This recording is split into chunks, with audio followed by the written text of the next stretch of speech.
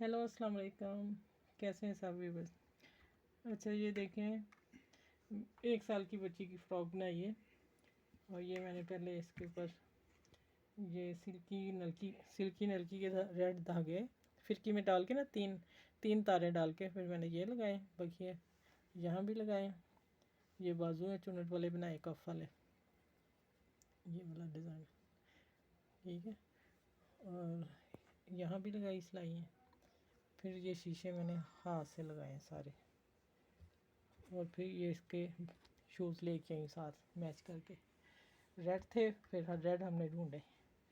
थोड़ी मुश्किल हुई थी, इतना साइज़ नहीं हमें मिल रहा था, लेकिन फिर मैचिंग करनी थी, रात को हम करके लेके आए थे। ये ईद का ड्रेस है बच्ची का, इंशाल्लाह आपको ज़रूर पसंद आएगा। और मेरे चैनल को लाइक करें, शेयर करें, सब्सक्राइब करें।